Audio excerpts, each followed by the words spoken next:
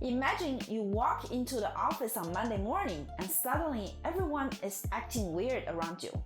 Angela wouldn't make eye contact, Kevin stops talking the moment you enter the break room, and Michael has already told 3 different people 3 different rumors about you. It feels chaotic and unprofessional. But here's the thing, gossip is doing exactly what organizational researchers say it does. It's redistributing power. Why some people in the workplace always seem to know everything and everyone listens to them? They're not always the managers or even the extroverts, but somehow they shape the culture, influence decisions, and move information around the organization. Now, let's take a look at the workplace gossip to see how it becomes a form of power. And today's topic is based on the theoretical model by Kurland and Pelled, published in Academy of Management Review. First, what exactly is gossip? When we hear the word gossip, we imagine drama, rumors, negativity, like all the things HR tells you to avoid. But Kurland and Pelled give us a neutral, research-based definition. Gossip is simply informal, evaluative talk about someone who isn't present. It doesn't have to be mean, false, or harmful. Gossip can be positive, like Pam is pregnant. Negative, Kevin spilled chili everywhere. Work-related, Jim might be leaving for Philly. Or purely social, Angela threw a party for her cat's birthday. Once we view gossip as information transfer, it becomes easier to see how it creates power. Why gossip exists in every workplace? Organizations have formal channels like emails, meetings, memos, but they also have informal networks, sometimes called the grapevine, which are faster, more personal, and more trusted. People use gossip to understand what is valued, sense what's happening behind the scenes, reduce uncertainty, navigate risk, build alliances. In other words, gossip is a social currency, and like any currency, it can be spent strategically. So how gossip creates power?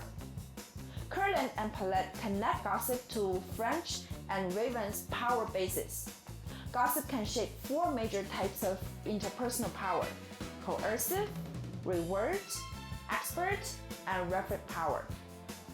Negative gossip brings coercive power. When someone spreads negative information about others, even informally, recipients may infer that the gossiper has the ability to harm their reputation as well. This person could also say something negative about me. This creates a subtle form of coercive power. People step around you because they don't want to become the next target. When Michael spreads a rumor that Stanley is having an affair, even though Michael isn't intentionally trying to exert power, the moment he demonstrates he's willing to reveal damaging personal information, everyone becomes just a little more cautious. The research explains that negative gossip brings perceived threat and enhances the gossiper's coercive power over a gossip recipient. Positive gossip brings reward power. On the other side, if I spread good news about others like promotions and recognitions, you may assume that if I stay close to this person, they may do the same for me. It signals they have the capacity to enhance someone's standing. Kurland and Pelled argue that this generates reward power, the sense that the gossiper can grant valued social rewards, such as improved reputation. Gossip in general brings expert power. When someone consistently knows what's going on, like who's performing well, who's leaving, how decisions get made, what informal norms matter, others start to treat you as an expert in how things work around here. The gossip transfers insider knowledge to build your expert power. Gossip brings referent power. Finally, gossip can shape referent power. This one is complicated. It can increase or decrease reference power because gossip can create bonding. It can make people feel they are in the loop and they appreciate the connection, but it can also decrease reference power if someone gossips too much, too negatively, or too inaccurately. Like when Michael spreads too much false news and loses the trust of his gossip recipient. You have to find the sweet spot to build closeness, but not become the big mouth of the office. Meanwhile, you have to understand that not all gossip produces power. There are conditions, which are the moderators. For instance, you need to have the credibility. If people don't believe you, gossip backfires.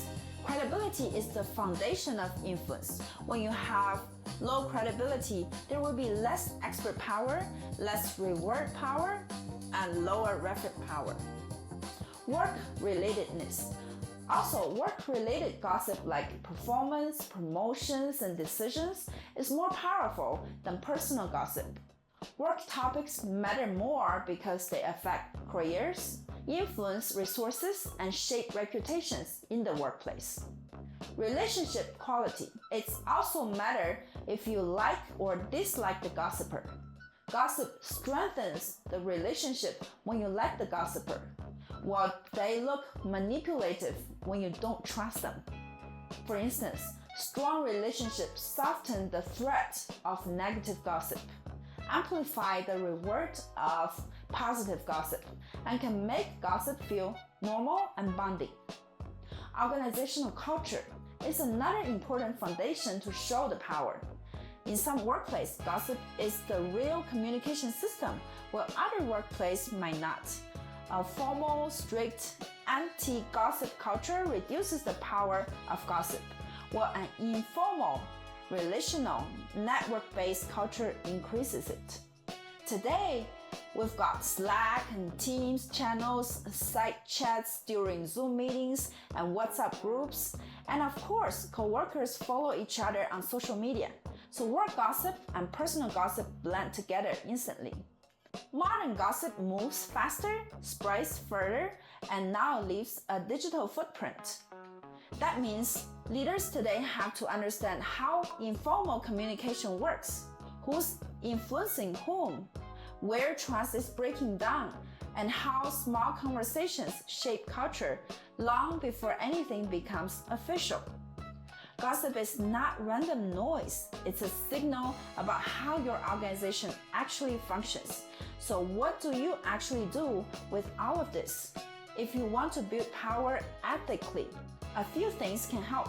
For example, share more positive gossip than negative. Be the person who lifts others up. Build your credibility so people trust what you say. Try to keep your information accurate and use gossip to communicate values, not to take people down.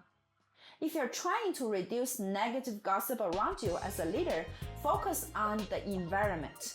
Try to strengthen team trust, reward transparency, make official communication clear and more consistent, and set norms for how people talk about colleagues who aren't in the room. Gossip is and will be a part of human life and organizational life. It's one of the hidden engines of workplace power.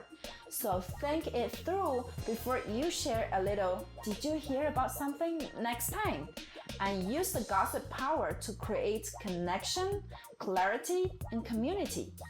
Thanks for watching.